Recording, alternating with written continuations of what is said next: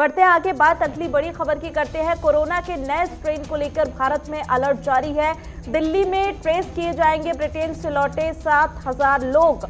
और इसी के साथ आपको बता दें कि 9 दिसंबर से अब तक ब्रिटेन से लगभग 7,000 लोग दिल्ली आए हैं और उन सभी को अब ट्रेस किया जाएगा। और कोरोना के नए स्ट्रेन के बाद सरकार ने नई एसओपी भी जारी कर दी है। तो अब कोरोना के नए स्ट्रेन को लेकर पूरी तरीके से भारत सरकार अलर्ट पे है और तमाम चीजें की जा रही है। जो भी लोग ब्रिटेन से दिल्ली लौटे हैं उन सभी को ट्रेस किया जाएगा। और आपको बता दें कि राहुल गांधी ने भी इसे लेकर ट्वीट किया है और सरकार से सवाल पूछे हैं। तो ये 4 अलग अलग तस्वीरें आपको दिखा रहे हैं। नए स्ट्रेन के चलते भारत में अलर्ट है। एयरपोर्ट पे सख्ती बढ़ा दी गई है और जितने भी लोग एयरपोर्ट पे आ रहे हैं सभी की जांच की जा रही है। महाराष्ट्र में नाइट कर्फ्यू भी लगा दिया गया है। आपको बता दें कि महाराष्ट्र में ही कोरोना के सबसे ज्यादा मामले सामने निकल के आए थे। ऐसे में महाराष्ट्र में स्थिति और ज्यादा गंभीर ना हो, इसे लेकर भी कर्फ्यू लगाया गया है। सरकार ने जो एसओपी जारी की है उस पर भी नजर डालते हैं। बता दें कि ब्रिटेन विदेश से आने वाले सभी यात्रियों को कोरोना टेस्ट कराने और उसके नेगेटिव होने की जानकारी देनी होगी। ब्रिटेन से आए यात्रियों का हवाई अड्डे पर आरटी-पीसीआर टेस्ट भी कराया जाएगा और ये तमाम एसओपी जारी किए गए। टेस्ट का रिजल्ट आने तक उन्हें आइसोलेशन में रखा जाएगा और इसी के साथ कोरोना पॉजिटिव पाए जाने की स्थिति में उन्हें आइसोलेशन सेंटर भेजा जाएगा। तो कोई भी लापरवाही बरतना नहीं चाहती है सरकार। नेगेटिव पाए गए यात्रियों को घर में ही क्वारंटीन रहना होगा और इसके साथ ही संक्रमित यात्रियों में पाए गए वायरस को भी जांच के लिए लैबोरेटरी में भेजा जाएगा।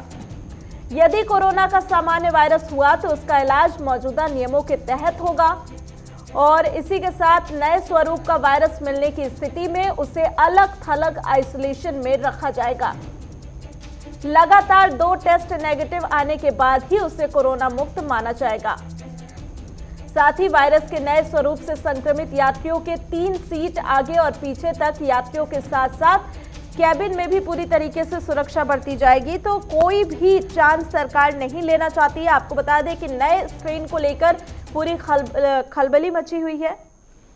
Frontline workers, the revenue workers, the administration people who have been part of surveillance containment across the country.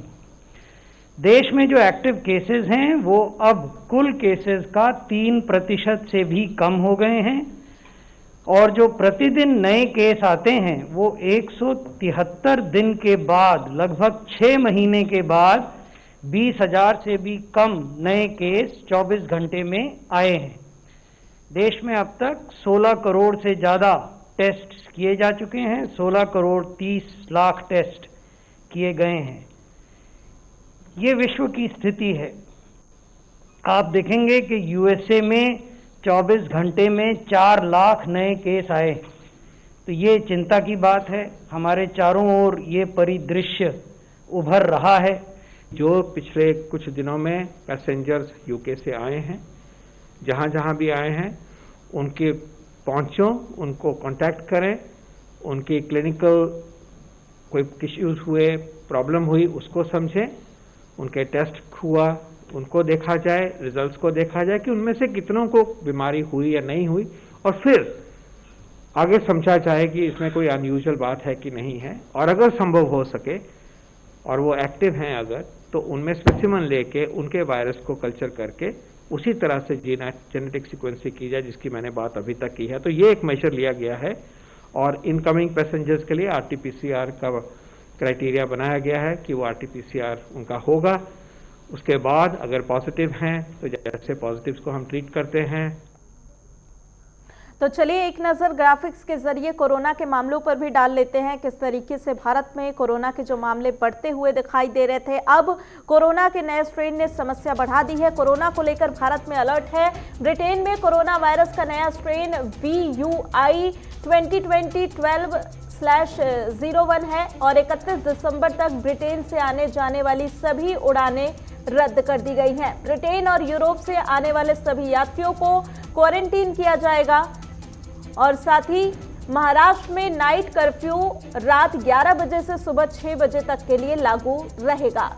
इसके साथ ही रेस्टोरेंट और पब 11 बजे तक के लिए बाद बंद हो जाएंगे और नाइट कर्फ्यू 5 जनवरी 2021 तक चलेगा। तो पूरी तरीके से सरकार अलर्ट दिखाई दे रही है और कर्फ्यू के दौरान किसी भी जगह पर 5 लोग एक साथ नहीं रह सकते। तो ये तमाम गाइडलाइन सरकार की तरफ से आई है। अनिवार्य सेवाओं पर कोई रोक नहीं होगी और नाइट कर्फ्यू के हिसाब से ये तमाम गाइडलाइन है। भारत में कोरोना वैक्सीन की पहली खेप 28 दिसंबर को आ सकती है। साथ ही दिल्ली में ये सबसे पहले राजीव गांधी सुपर स्पेशलिस्ट अस्पताल में बनाए गए स्टोरेज में रखी जाएगी और फिर यहां से दिल्ली के अलग अलग अस्पतालों में इसका वितरण किया जाएगा। तो ये तमाम गाइडलाइन आपको बता रहे हैं किस तरीके से इस समय कोरोना के नए स्ट्रेन को लेकर सरकार पूरी तरीके से अलर्ट हो गई है। तमाम जो फ्लाइट्स ब्रिटेन से भारत आने वाली हैं उन्हें भी रद्द कर दिया गया है।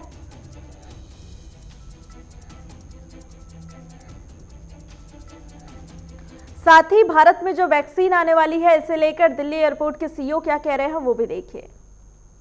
के समय में लॉकडाउन हुआ था उस समय भी हमारा कार्गो ऑपरेशन 24/7 चालू रहा, जिसमें कि हम लोगों ने प्रोजेक्ट लाइफलाइन में जो भी कोविड की सप्लाईज आती थी उनको रीडिस्ट्रीब्यूट करने में गवर्नमेंट की हमने बहुत मदद की थी और गवर्नमेंट के साथ मिलकर के काम किया था।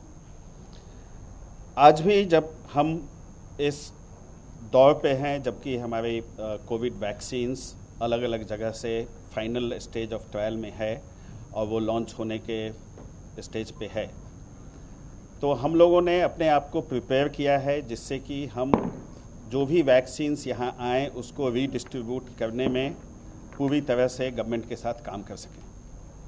इसके लिए जस्ट मैं आप लोगों के साथ ये शेयर करना चाहूँगा कि हमारे पास क्या क्या फैसिलिटीज़ हैं। आप लोगों ने देखा होगा हमारे पास 2 कार्गो टर्मिनल हैं। दोनों कार्गो टर्मिनल की combined capacity 1.8 million metric ton है पर ईयर और उसको हम लोग 2.3 मिलियन मेट्रिक टन तक लेके जा सकते हैं। ये दोनों कार्गो टर्मिनल के अंदर में हमारा कूल चैम्बर का फैसिलिटी है जिसमें कि डिफरेंट टेम्परेचर्स पे हम कार्गो स्टोर कर सकते हैं। टेम्परेचर रेंजेस 25 डिग्री सी से लेकर के -20 डिग्री सी तक का अवेलेबल है। यहाँ तक वैक्सीन के ट्रक्स का सवाल है तो ट्रक्स के लिए भी हम लोगों ने सेपरेट एंट्रेंस बनाया हुआ है।